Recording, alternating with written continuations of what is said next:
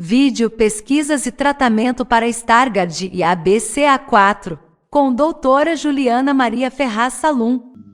Bom dia, doutora Juliana. Olá, bom dia para vocês. Dia. É um Que prazer prazer. estar com vocês de novo, né? Compartilhando ideias aqui com o Grupo Stargardt, pessoas tão conhecidas já de tantos anos juntos nessa luta, né? Não deixa de ser uma luta para disseminação de informação, para que isso impacte de forma positiva na vida das pessoas com doença de Stargardt, né? É verdade. Eu lembro quando vocês começaram, né? Quanto tempo, Roberto? Oficialmente, 2005, nós começamos esse grupo. Eu me lembro, e só amigos, né? Então, foi um prazer ouvir a Marina até agora, né? Pena que ela teve que ir embora. Mas estamos bem acompanhados aqui, Lúcia, Roberto. Eu sei que o Ailton está aí para trás, né? É uma equipe. É legal ver a Geni participando, o Ricardo. Sim. A parte da cozinha aí, do Wagner e da Priscila. Essa foi inovação. Isso. Doutora Juliana, a maioria conhece, mas se apresenta. Bom, eu sou oftalmologista e sou também geneticista, atuo lá na Escola Paulista como professora afiliada do Departamento de Oftalmologia e no Instituto de Genética Ocular fazendo atendimentos e pesquisa e com vários alunos, né? Então, acho que isso é uma coisa bem legal. Quando eu comecei a atuar, a Rosane já estava, mas a gente era bem poucas pessoas. E uma coisa que eu percebia é que eu tinha que formar mais gente nessa área. Então, isso é uma coisa que eu acho bem legal. Tem bastante alunos aqui participando. Agora, vocês tiveram a presença da Mariana, né, que fez pós-graduação comigo anos atrás, focada em Stargardt, né, e já uma profissional diferenciada dentro desse universo das doenças degenerativas da retina, e vocês também puderam escutar a Cecília, né, a gente tem altas discussões lá no consultório, porque as doenças da retina, elas trazem muito impacto psicológico, então isso acaba sendo um ponto nosso de estudo. Tá certo. Thelma, quer fazer alguma consideração antes dela iniciar? Não, somente agradecer mesmo pela presença da doutora Juliana, né? Eu estou só começando a engatinhar aqui junto com o grupo, mas sempre feliz e satisfeita de fazer parte aqui desse grupo juntamente com vocês. Doutora Juliana, a tela é da doutora e a gente retorna no finzinho. E aí, lembra que sempre no fim eu tenho uma perguntinha-chave que eu já estou fazendo há muitos anos, tá? Mas a tela é da doutora. Estamos saindo. Vamos conversar um pouquinho. O grupo, assim, está de parabéns, porque é realmente parceiro nosso e cria oportunidades para a gente fazer comunicações de uma forma potencializada, né? Às vezes dá a impressão no consultório que você fala para uma pessoa e dali a pouco todo mundo já está sabendo. Então, parabéns pelo trabalho, vocês são realmente parceiros. E ter uma doença rara, né, é super complicado, mas como a gente acaba trabalhando muito com isso, doença de Stargardt, ela não é rara lá no consultório, a gente, num dia, com frequência, vê 3, 4 pacientes, e a gente está tendo que dividir mesmo, então, os assistentes que estão lá, já com renome na área, o doutor Uber, doutora Mariana Valim Salles, que vocês conversaram, a doutora Mariana Mattioli, a doutora Rebeca, estão super preparados também para atender pacientes com doença de Stargardt, porque dentro do universo das distrofias, Stargardt é 1/4 das doenças, então ele não é raro dentro do consultório. E na sala de espera é um momento de troca super grande. Boa parte das pessoas que estão aqui, né, acabaram se conhecendo lá na sala de espera do consultório. Então, é bom trazer esse time para vocês, fortalecer e dizer que tem mais médicos preparados e tem alunos que foram lá da Unifesp na Fellow de Retina, espalhados aí pelo Brasil todo. Eles tiveram um papel crucial quando a gente fez o projeto Invita aí, dessa genotipagem gratuita aí nos últimos meses. Então, a gente conseguiu trabalhar com pessoas espalhadas aí pelo Brasil todo. O papel dos psicólogos, da baixa visão, da tecnologia, né, cada vez mais próximos da gente, tem sido muito importante. Os pais de uma pessoa com Stargardt são um capítulo à parte, né? A gente sabe que o impacto nos pais é diferente do impacto na pessoa, e a gente poderia aqui ficar conversando muito sobre a questão dos pais, mas eu acho que é super importante os pais escutarem essa parte que foi falada aqui da psicologia, né, do impacto da vida da pessoa, né, os olhares diferentes e os olhares repaginados, porque o mundo foi mudando durante esses anos, né, então os pais também têm que se adaptar e serem pais com olhares modernos, né, e entender que a pessoa é muito mais do que aquele problema e ajudar a guiá-las na jornada, né. Bom, eu tinha planejado aqui falar sobre um aspecto que depois, olhando para o comentário do capacitismo, tem muito a ver, mas é um olhar médico, né? É importante a gente tratar a pessoa e não a doença, né? O médico tem que ser capaz de enxergar aquele paciente como um paciente único, com os impactos da doença. Então, o médico já conhece a doença, o paciente que chega lá pela primeira vez, ele não conhece. Então, o médico tem que até mostrar, quer dizer, você age desse jeito porque a doença está te fazendo agir desse jeito. Isso não é seu, isso não é uma parte da sua personalidade, você tem muito mais por trás, né? E a gente tem que entender também o grau de comprometimento, quer dizer, é um Stargardt leve ou já é uma doença mais avançada? E qual o arsenal de recursos que essa pessoa tem para lidar com isso, né? Na escola, no entorno, no trabalho, né? Tudo isso é super importante. A gente pode, como médico, também identificar isso e mostrar: olha, faz mais assim ou mais assado, procura esse tipo de ajuda, porque a gente conhece não só a pessoa que a gente está conhecendo naquele momento, mas a gente conhece o impacto da doença na visão.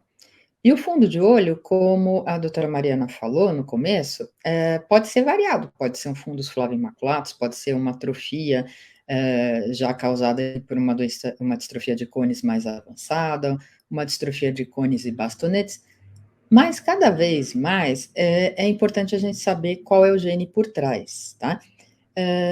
Porque às vezes a gente tem coisas misturadas. Você quer um exemplo? Um paciente que veio para participar de um estudo de coroideremia, que é uma outra doença, né?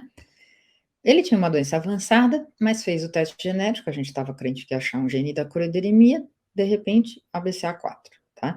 Então, às vezes, na fase avançada da doença, a gente pode fazer confusões diagnósticas. Então, o nome do gene, ele é importante para esse diagnóstico. E a gente tem que saber que ele seja um resultado conclusivo. Como a gente faz teste genético há muito tempo, anos atrás, era mais frequente a gente ter diagnósticos inconclusivos, e cada vez mais esse diagnóstico está vindo mais certeiro. Ajuda o médico muito, tá? Pode ser que para o paciente isso não seja muito claro, o benefício da genotipagem, mas para o médico é, porque ele sabe com que ele está lidando. Então, é muito mais fácil orientar esse paciente. Ele sabe que não é uma coroideremia, por exemplo, nesse exemplo que eu falei para vocês. Uma coisa que a gente veio aprendendo nos últimos anos, e parte de vocês viveu isso, que às vezes, o ABCA4 é um gene tão grande que em um dos alelos, quer dizer, em uma das cópias do gene que veio da mãe ou do pai, você pode ter mais de uma mutação. E aí, a gente tem ali a pessoa com 3, 4 variantes, né? Manifestação em outros genes modificadores, é outro caminho para qual a ciência caminha e a gente tem que aprender muito, né? Então, a genotipagem é importante para o diagnóstico, tá? Isso já está bem estabelecido e a gente, de cara, né, teria que ter essa genotipagem, tendo as limitações de custo, né? Então, a gente às vezes faz de acordo com o que é possível. E fazer com que isso esteja dentro do contexto de cobertura, né, de convênios e de SUS. Outro aspecto da questão doença e pessoa, às vezes a gente tem irmãos com aspectos diferentes da doença, né? E um aspecto que a gente discute muito é que é uma deficiência não aparente, e isso só por esse fato já causa um monte de complicações na vida da pessoa. Nesse aspecto psicológico, existem os sofrimentos que às vezes são desnecessários, né? Então, como médico, a gente tem que ajudar a mostrar o que realmente é uma coisa que é ruim ou que você está agindo de uma forma que você está piorando a sua situação, né? Então, tem sofrimentos aí necessários e sofrimentos que às vezes podem até não caber, né? Quanto a como agir, né? O que você tem de recursos para lidar com essa situação? A gente tem que ajudar esse paciente a estar mais adaptado, a conseguir fazer as coisas da melhor forma possível e se capacitar, né, para uma vida com adequações melhores, né? Participar de uma pesquisa tem que, primeiro, estar com a cabeça no lugar, né? A gente sabe que o impacto psicológico de um diagnóstico, às vezes, atrapalha muito, e as pessoas têm os tempos psicológicos, né? Logo que ela sabe daquele problema, nem sempre ela está pronta, ela precisa sentar, entender o que é a doença, entender o impacto da vida da pessoa. Se ela não conseguiu ainda equacionar uma forma de operar a vida dela, trazer essa pessoa para uma pesquisa é muito complicado, né? Então, a pessoa tem que estar preparado para participar de uma pesquisa, porque envolve muita coisa, envolve o comprometimento de voltar, de, às vezes, não ter uma melhora tão esperada quanto gostaria, né? Então, frustrações. Então, a pessoa tem que estar com a cabeça muito bem organizada para poder participar de uma pesquisa clínica e não sofrer tanto com o problema, né? A qualidade de vida é um fator que a gente, antes de pensar em pesquisa, a gente tem que garantir algumas coisas mínimas no dia a dia para tentar evitar a progressão da doença, né? Tentar não progredir. A questão das orientações quanto ao ciclo da vitamina A, porque a gente sabe que o ABCA4 ele é um transportador da vitamina A, então, de forma diferente de outras doenças, a vitamina A tem que ser pensada. Na verdade, a gente ainda nem sabe muito tudo sobre essa questão do ciclo da vitamina A e qual a melhor orientação da pessoa, mas a gente está buscando aprender e trazer orientações melhores, né? A questão de não ficar muito tempo sem se alimentar, ter um sono bom, se proteger da luz, evitar fatores oxidantes, né? O cigarro é outro que piora a visão, né? Existem antioxidantes estudados já para doenças da retina, a luteína, zeaxantina, vitamina C e outros em estudo, né? Então, por exemplo, retina complexa é usado muito para retinose pigmentar, ele é um antioxidante potente e a gente vai aprender nos próximos anos quais vão ser melhores para cada doença. Está vindo um outro em pesquisa, o NACUIT, para retinose pigmentar também. Então, vai vir muita coisa nessa área. Eu acredito que os próximos anos vai ser uma enxurrada de informação, tá? Das nossas pesquisas, né, o que a gente já fez? A gente fez muita pesquisa de genotipagem nesses últimos, talvez, 10 anos. A doutora Mariana Valen Salles e a Fabiana Mota, que é uma biomédica, que acho que vocês já conheceram, trabalharam muito em genotipagem e correlação genético-clínica, com o gene ABCA4, com o PRO1, com depois a doutora Mariana Mattioli entrou com estudo de PRPH2, né? A doutora Mariana Valen Salles estudou os alelos complexos, que tentou discernir aquela questão que eu comentei, de ter 3, 4 alelos numa pessoa só, né? E a gente teve agora os esforços de testes gratuitos. Já tinha tido na pesquisa da FAPESP e doação de testes para pesquisa como o dos laboratórios Invita aí recentemente.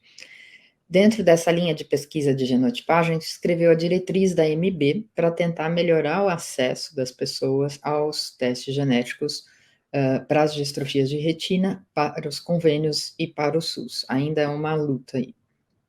Pesquisas de tratamento. Eu vou comentar aqui mais de 2, que a gente teve uma participação bem intensa. A primeira foi o Acucela Emixustat, que a gente teve 2 centros no Brasil, comigo lá no Unifesp, com a doutora Fernanda Porto, e a gente recebeu pacientes vindos de diversos centros, vindo do Sul, vindo da doutora Rosane Rezende no Rio, vindo do Nordeste, e a gente começou a fazer essa pesquisa um pouquinho antes do começo da pandemia, foi lá por dezembro, né, e a gente começou a incluir os pacientes, de repente, né, pandemia, né? Teve gente que não conseguiu terminar a inclusão, foi muito complicado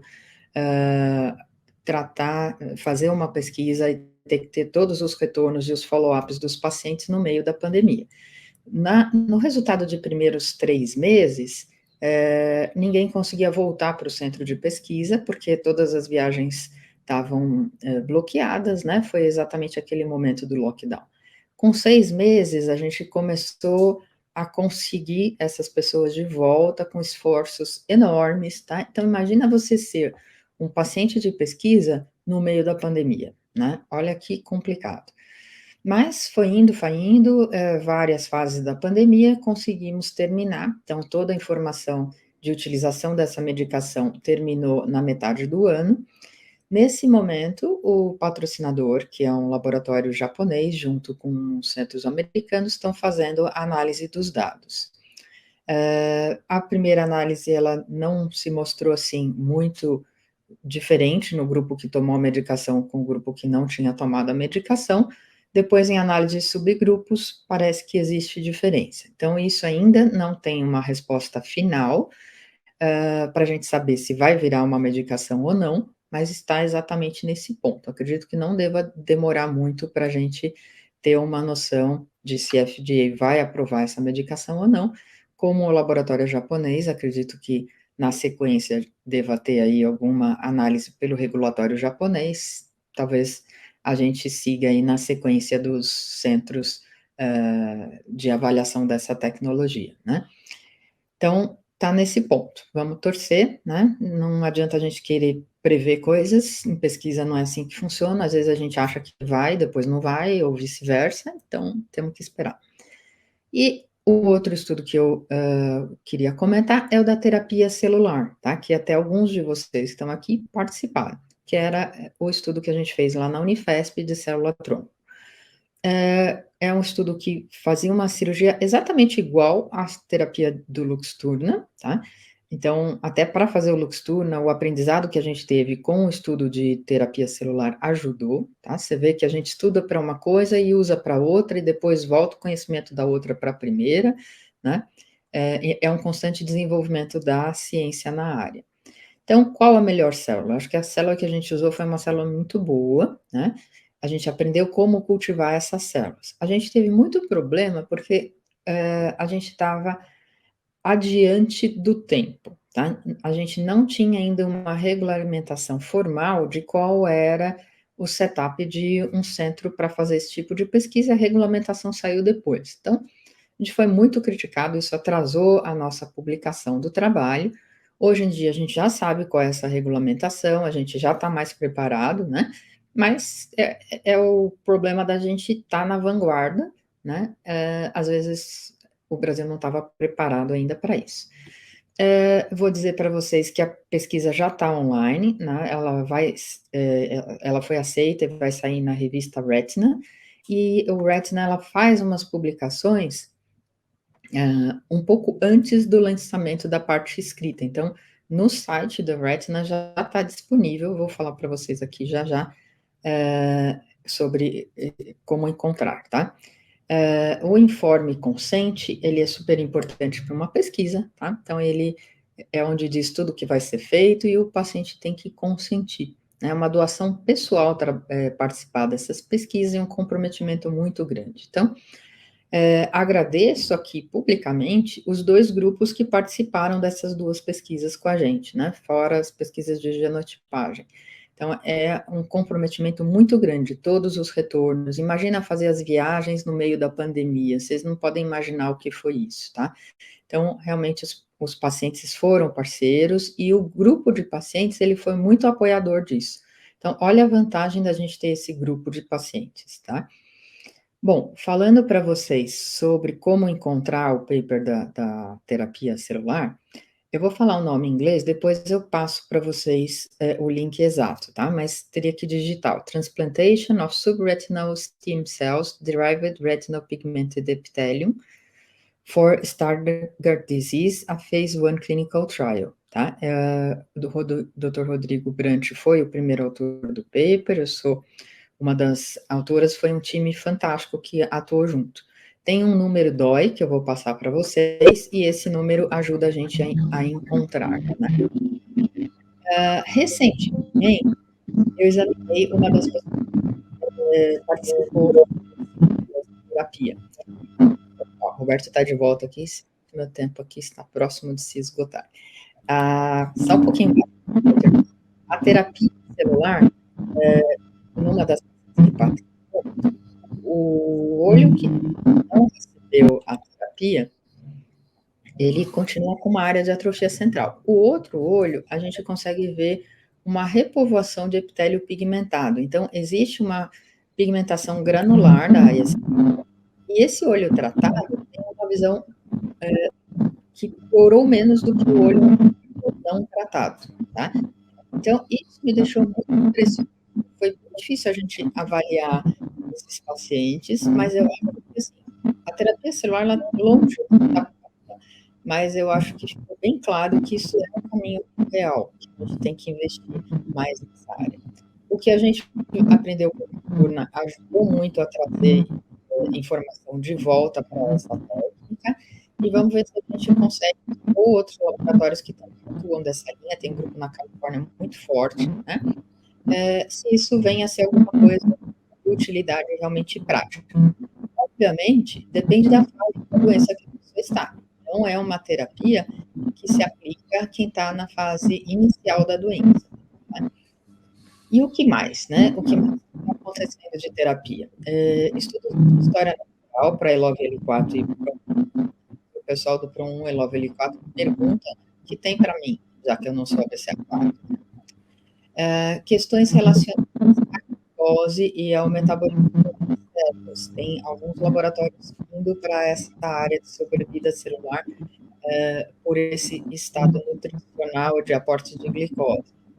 Vitamina A, o Alqueus é o que está ainda ocorrendo a pesquisa, que é o derivado de vitamina A. Suplementações como açafrão, ômega 3, DHA, né, estão em análise. Retinol binding protein, né, ela gera pelo menos 2 medicações, tá? Fatores de neuroproteção, também a optogenética, que já foi bem comentado aqui, né? Algumas terapias como o Iverix sendo estudadas para DMRI e depois trazendo para Stargardt, com um número de já bem grande, sendo estudado, mas acontecendo fora do Brasil.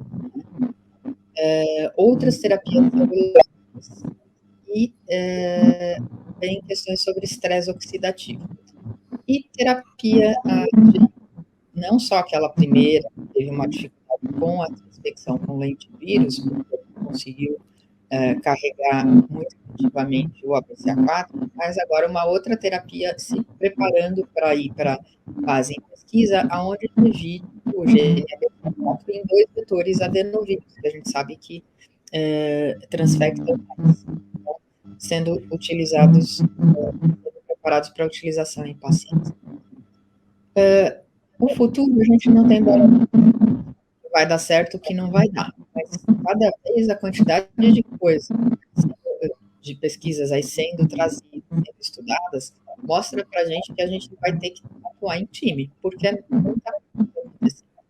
E que as escolhas vão ser personalizadas de acordo com a fase da doença, talvez o tipo de mutação, isso já é claro em outras distrofias, não é tão claro em doença de Stargardt, mas a gente realmente vai precisar de um time de médicos atuando junto para poder fazer escolhas melhores para os seus pacientes, e porque muita pesquisa ainda vai ir até que a gente consiga alguma coisa útil. Então, acho que a curto prazo é torcer para que o Axela seja aprovado e venha a ser aí a primeira medicação para Stargardt.